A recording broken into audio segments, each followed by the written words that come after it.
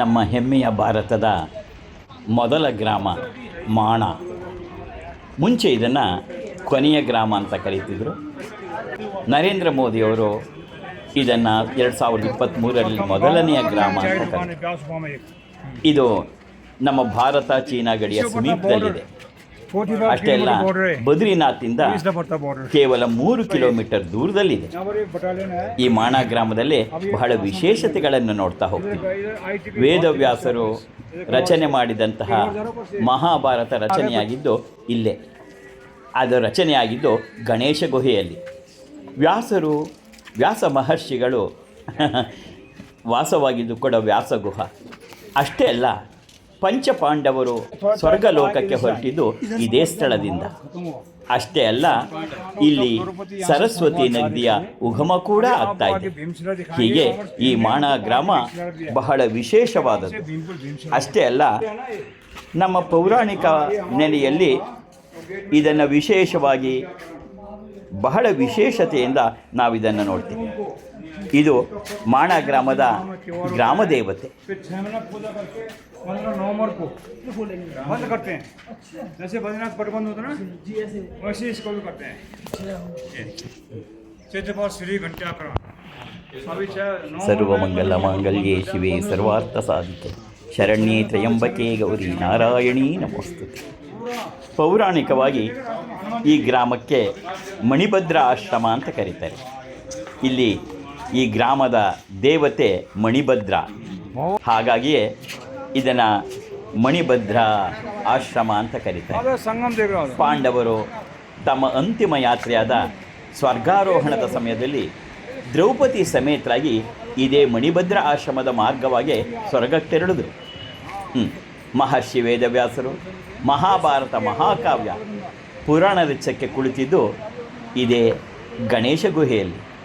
ಅಂತಹ ಪವಿತ್ರ ಸ್ಥಾನ ಭಾರತದ ಮೊದಲ ಗ್ರಾಮ ಮಾಣ. ಸರಸ್ವತಿ ನದಿ, ಅದು ಅಲಕಾ ನದಿ,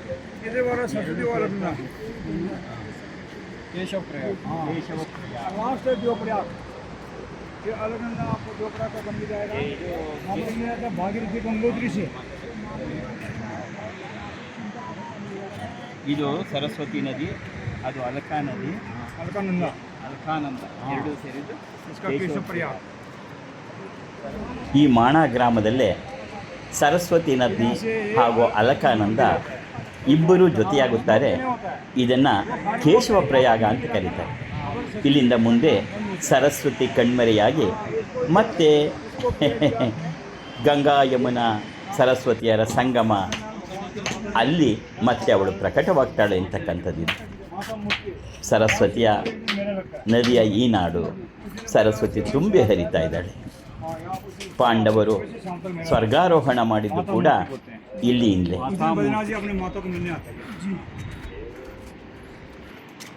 भीमपुर ससुरधाम केशव प्रयाग गणेश्वर व्यास इಲ್ಲಿಂದ ಮುಂದೆ ಹೋದ್ರೆ आराम से चलो भाई भाई गणेश चल नहीं पाएंगे। आराम से आराम से चलो चलो। अभी गणेश यहाँ से वहाँ से 200 मीटर है, गणेश को बगल में गणेश को आ जाओ। ये सब नया बनाया अभी आज रास्ते की ना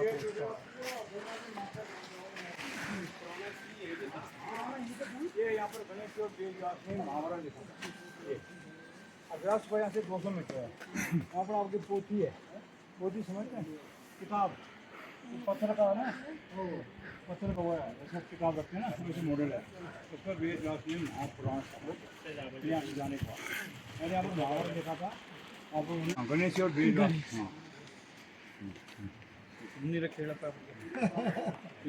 ಇದು ಗಣೇಶ ಗುಹೆ ಅಂತ. ಇಲ್ಲಿ ಮಹಾಭಾರತವನ್ನು ಮತ್ತು 18 ಪುರಾಣಗಳನ್ನು ವ್ಯಾಸರು ಹೇಳುವಾಗ ಗಣಪತಿ ಕೂತು ಈ ಗುಹೆಯಲ್ಲಿ ಬರ್ತಿದ್ದು. ಮಹಾಭಾರತ ರಚನೆ ಆಗಿದ್ದು ಮತ್ತು ಪುರಾಣಗಳು ರಚನೆಯಾಗಿದ್ದು ಇಲ್ಲೇ. ಹೇಳಿದ್ದು ವೇದವ್ಯಾಸರು, ಬರೆದಿದ್ದು ಗಣಪತಿ. ಆ ಮಹಾ ಜಾಗ ಈ ಗುಹೆನೇ ಇಲ್ಲಿದೆ. ಈಗೆಲ್ಲ ರಿನೋವೇಟ್ ಮಾಡಿದ್ದಾರೆ, ಮುಂಚೆ ಅದು ಗುಹೆಯಾಗಿತ್ತು. ಇದೇ ಪರಮ ಪವಿತ್ರವಾದಂತಹ ಗಣೇಶ್ ಗುಹೆ. ವಕ್ರತುಂಡ ಮಹಾಕಾಯ ಕೋಟಿ ಸೂರ್ಯ ಸಮಪ್ರಭ ನಿರ್ವಿಘ್ನಂ ಕುರು ಮೇ ದೇವ ಸರ್ವಕಾರ್ಯೇಷು ಸರ್ವದಾ ಏಕದಂತಾಯ ವಿಘ್ನ ವಕ್ರತುಂಡಾಯ ಧೀಮಹಿ ತನ್ನೋ ದಂತಿ ಪ್ರಚೋದಯಾತ್. ಸುಬ್ರಹ್ಮಣ್ಯ ನಡಿ, ಒಳಗಡೆ ಗುಹೆ ಒಳಗಡೆ ಒಂದ್ಸಲಿ ಹೋಗಿ ಬರೋಣ. ओके ओके बंद कर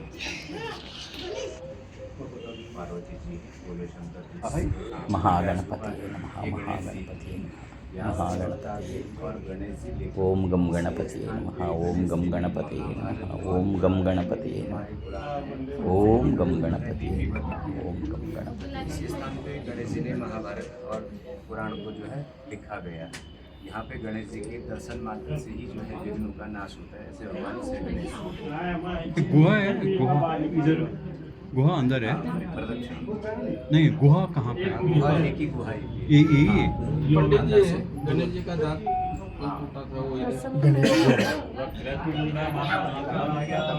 कोटि सूर्य समप्रभा निर्विघ्नं कुरु मे देव सर्वकार्येषु सर्वदा। श्री महागणपति की जय, विघ्न विनाशक गणपति की जय, ಸರ್ವಕಾರ್ಯೇಷು ಸರ್ವದಾ ಸರ್ವದಾ.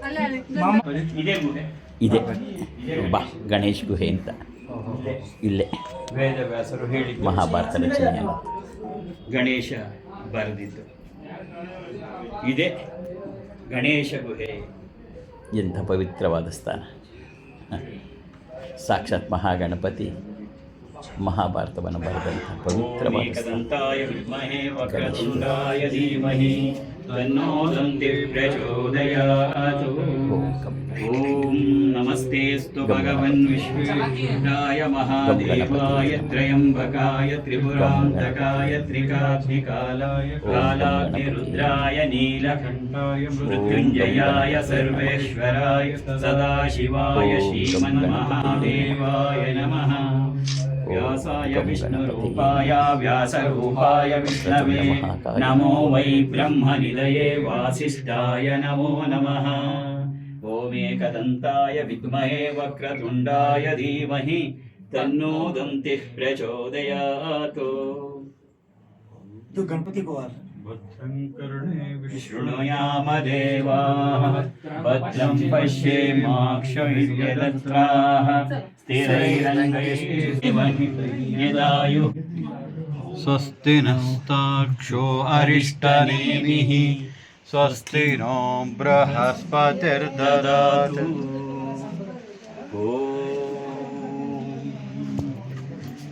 श्रीमन्महागणाधिपतये नमः.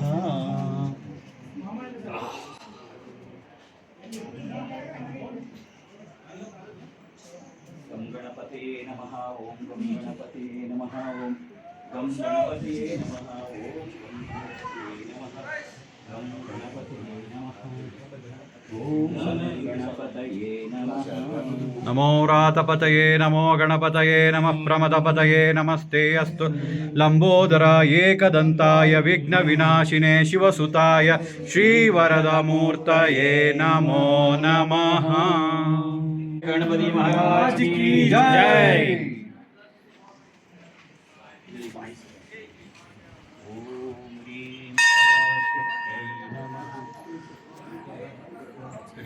श्री व्यास द्वारा वर्णन पुराणों एवं महाभारत के श्री गणेश जी ने निर्माण किया था।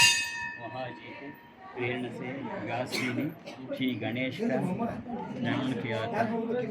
दया लेखार्थना गणेश समर्थ हुए। वहाँ से बोल रहे थे, लिख रहे थे फोटो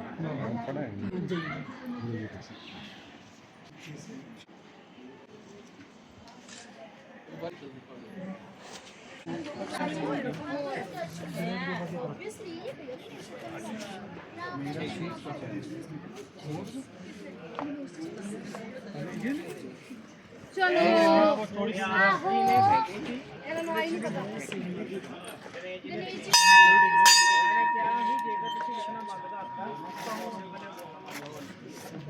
जय गणेश जय गणेश। ये सब अभी नया बनाया।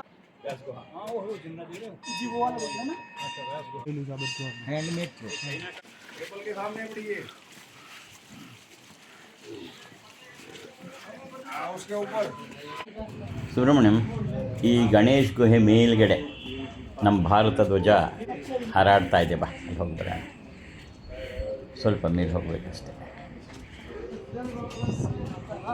ಇದು ಯಾಕೆ ವಿಶೇಷ ಅಂದರೆ ಇದೇ ಭಾರತದನ್ನು ಮೊದಲನೆಯ ಗ್ರಾಮ ಅಂತ ಕರೀತಾರೆ. ಮುಂಚೆ ಇದನ್ನು ಕೊನೆಯ ಗ್ರಾಮ ಅಂತ ಕರೀತಿದ್ರು. ಚೀನಾ ದೇಶದ ಗಡಿ ಭಾಗಕ್ಕೆ ಬಹಳ ಹತ್ತಿರವಾಗಿರ್ತಕ್ಕಂಥ ಮೊದಲನೆಯ ಗ್ರಾಮ ಈ ಮಾಣ ಗ್ರಾಮ, ಆದ್ದರಿಂದ ಇನ್ನು ಮೊದಲನೇ ಗ್ರಾಮ ಅಂತ ಕರೀತಾರೆ.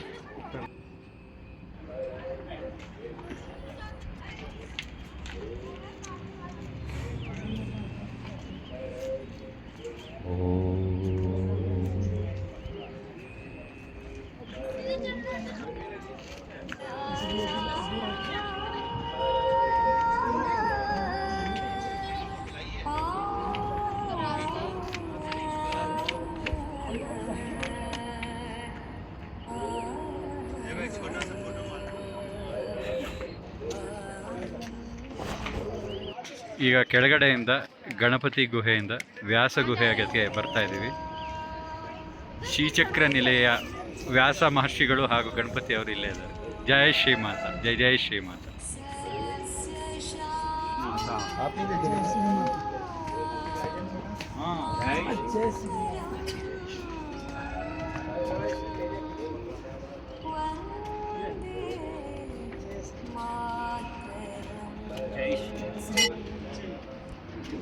वन्दे मातरं सुजलां सुफलां मलयज भारत माता की जय, बोलो भारत माता की जय, बोलो भारत माता की जय, वंदे मातरम, वंदे मातरम, वंदे मातरम, जय हिंद, जय हिंद.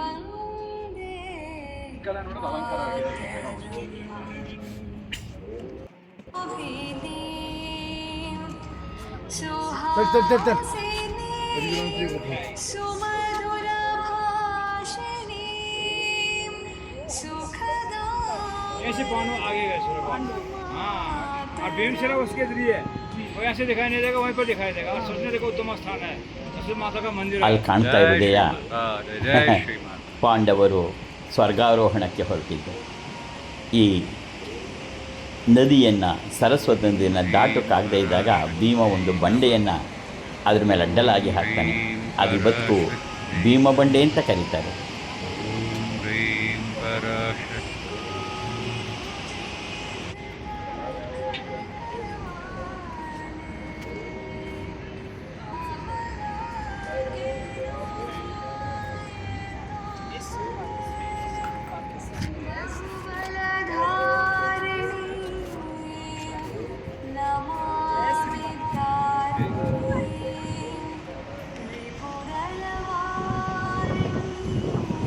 ಸ್ವರ್ಗಾರೋಹಣ ಸ್ಥಳ.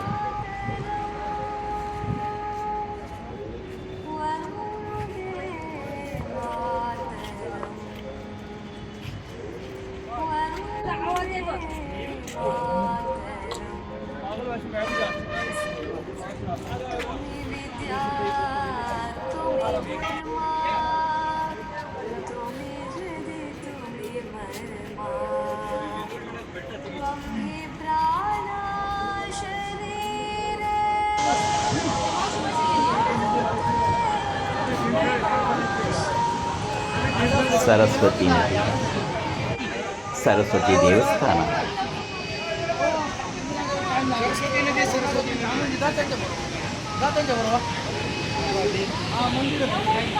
ಸರಸ್ವತಿ ಉಕ್ಕಿ ಹರಿತಾರೆ.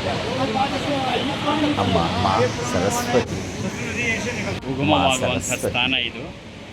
ಇದನ್ನೇ ಈ ಸರಸ್ವತಿನೇ ಮುಂದೆ ಪ್ರಯಾಗಲ್ಲಿ ಮಾ ಗಂಗಾ ಯಮುನೆಯರನ್ನು ಸೇರ್ತಕ್ಕಂಥದ್ದು.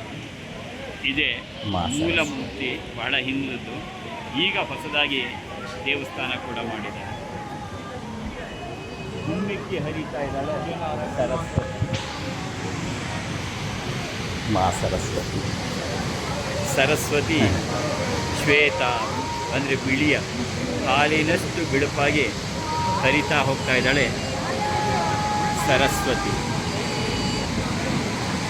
ಸರಸ್ವತಿ ನಮಸ್ತುಭ್ಯಂ ವರದೆ ಕಾಮರೂಪಿಣಿ विद्यारम्भं करिष्यामि सिद्धिर्भवतु मे सदा सर्वमङ्गलमाङ्गल्ये शिवे सर्वार्थसाधिके शरण्ये त्र्यम्बके गौरी नारायणि नमोऽस्तुते जय नारायणि नमोऽस्तुते जय ಸುಬ್ರಹ್ಮಣ್ಯ ಹೋಗಿ ಸರಸ್ವತಿ ತೀರ್ಥ ತಗೊಂಬಂದಪ್ಪ ಎಲ್ಲ ನನ್ನ ಮಕ್ಕಳಿಗೆ ಈ ತೀರ್ಥ ಕೊಡು. ಅವ್ರ ಮಕ್ಕಳು ಮೊಮ್ಮಕ್ಕಳೆಲ್ಲ ವಿದ್ಯಾವಂತರಾಗಿ ಬುದ್ಧಿವಂತರಾಗಿ ಉತ್ತಮವಾದ ಸಾರ್ಥಕ ಜೀವನ ನಡೆಸ್ತಾ ದೇಶಕ್ಕೆ ಕೊಡುಗೆಗಳಾಗಲಿ.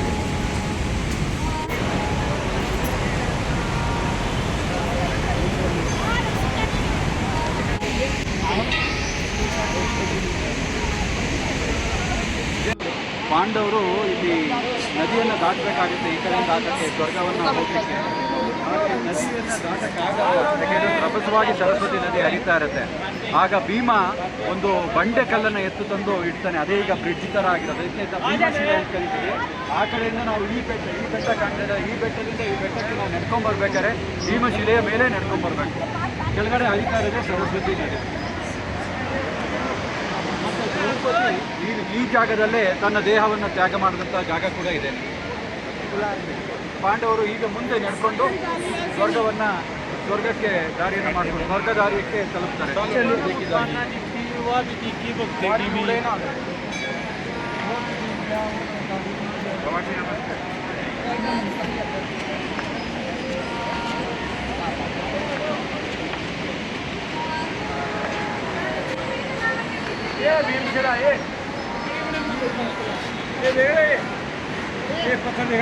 ಭೀಮ ಬಂಡೆ. ಭೀಮ ಆ ಬೆಟ್ಟದಿಂದ ಈ ಬೆಟ್ಟಕ್ಕೆ ದಾಟಕ್ಕೆ ಸ್ವರ್ಗಾರೋಹಣಕ್ಕೆ ಬಂದಾಗ ಈ ಬಂಡೆಯನ್ನು ಹಾಕಿದ್ದು. ದ್ರೌಪದಿ ಸ್ವರ್ಗಾರೋಹಣ ಆಗಿದ್ದು ಇದೇ ಜಾಗದಲ್ಲಿ ಅಂತೇಳಿ ಮುಂದೆ ಇಲ್ಲಿಂದಲೇ ಪಂಚಪಾಂಡವರು ಕೂಡ ಸ್ವರ್ಗಾರೋಹಣ ಪವಿತ್ರ ದೇಹ ತ್ಯಾಗ ಮಾಡಿದಂತಹ ಜಾಗ ಕೂಡ ಇದೇನೆ. ಪಾಂಡವರೆಲ್ಲ ಇದ್ರ ಮೇಲೆ ನಡ್ಕೊಂಡು ಸ್ವರ್ಗವನ್ನು ಸೇರ್ತಾರೆ ಅಂತ.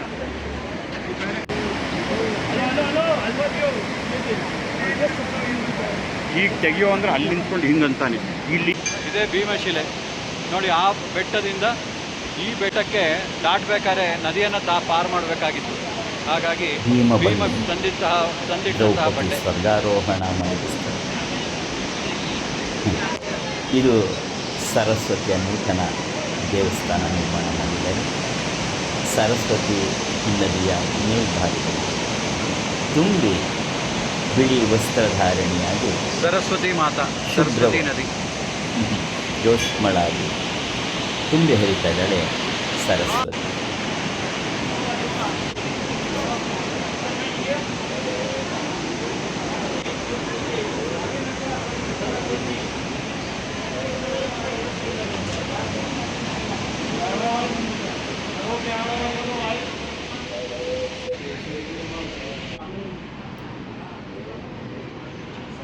सर्वमङ्गलमाङ्गल्ये शिवे सर्वार्थसाधिके शरण्ये त्र्यम्बके देवी नारायणि नमोस्तुते जय नारायणि नमोस्तुते.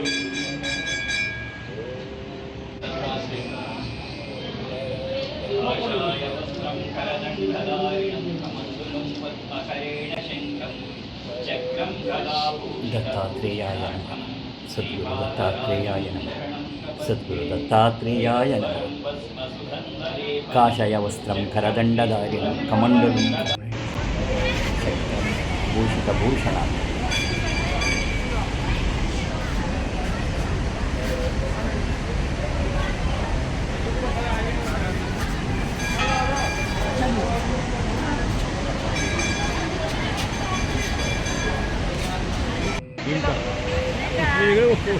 ये पूरा वही सिला है. ಬಂಡೆಯನ್ನು ಹಾಕ್ತಾರೆ. ಆ ಬಂಡೆಯನ್ನು ಹಾಕುವಾಗ ಕೈಯನ್ನು ಒತ್ತಿದ್ದು ಅಲ್ಲಿ ಹೆಬ್ಬೆರಳು ಎಲ್ಲ ಪೂರ್ಣವಾಗಿ ಕಾಣ್ತಾ ಇತ್ತು. ಇಲ್ಲೇ ದ್ರೌಪದಿ ದೇಹತ್ಯಾಗ ಮಾಡ್ತಾಳೆ. ಮತ್ತು ಎಲ್ಲ ಪಂಚಪಾಂಡವರು ಇಲ್ಲಿಂದ ಮುಂದಕ್ಕೆ ಸ್ವರ್ಗ ಕಡೆಗೆ ಪ್ರಯಾಣವನ್ನು ಬೆಳೆಸ್ತಾರೆ. ಅತ್ಯಂತ ಪವಿತ್ರವಾದ ಕ್ಷೇತ್ರ. ಸರಸ್ವತಿ ಇಲ್ಲಿ ನದಿಯಾಗಿ ಹರಿತಾರೆ.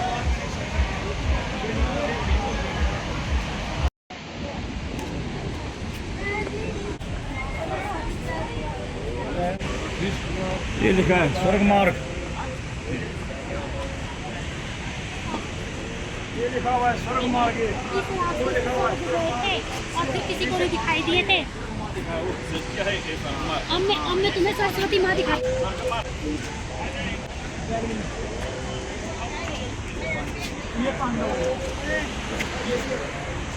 ಪಂಚಪಾಂಡವರ ಮೂರ್ತಿ ನಿಲ್ಲಿಸಿದ್ದಾರೆ.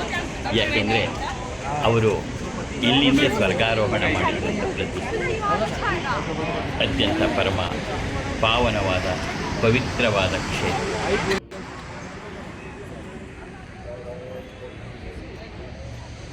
ಧರ್ಮರಾಯ, ಭೀಮ, ಅರ್ಜುನ, ನಕುಲ, ಸಹದೇವ ಮತ್ತು ಕುಂತಿ ಎಲ್ಲರ ಮುಂದೆ ಇರ್ತಕ್ಕಂಥದ್ದು ಧರ್ಮರಾಯ. ಆತನ ಮುಂದೆ ಇರ್ತಕ್ಕಂಥದ್ದು ಒಂದು ನಾಯಿ. ಅದೇ ನಾವು ಮಾಡಿದ ಪುಣ್ಯ ಪಾಪಗಳ ಗಂಟನ್ನು ತಗೊಂಡು ಹೋಗ್ತೀವಿ ಅನ್ನೋದರ, ದಾನ ಧರ್ಮಗಳನ್ನು ತಗೊಂಡು ಹೋಗ್ತೀವಿ ಅನ್ನೋದರ ಸೂಚಕ. ಪಾಂಡವರು ಇಲ್ಲಿಂದೇ ಸ್ವರ್ಗಾರೋಹಣಕ್ಕೆ ಹೊರಟರು ಅಂತಕ್ಕಂತಹ ಬಹಳ ವಿಶೇಷವಾದ ಪ್ರತೀತಿ ಇಲ್ಲಿದೆ.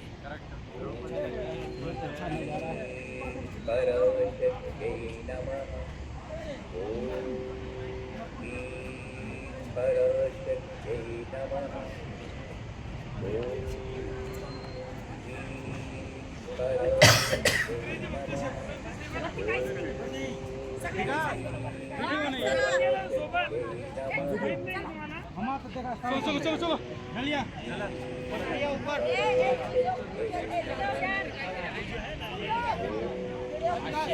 ಆ ನಾಯಿ ಮುಂದೆ ಪಂಚಪಾಂಡವರ ಮುಂದೆ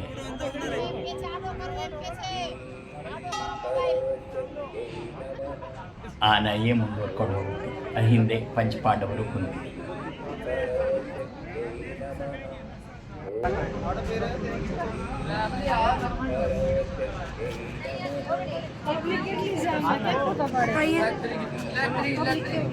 से शुरू होता है यहाँ तक है। हाँ, जहाँ से गेट अंदर आए ना, वहाँ से यहाँ तक पूरा माना गाँव। और इस तरफ ये पूरा आर्मी है। ये जो हरा बारीक है ना, ये सब आर्मी का कैंप है।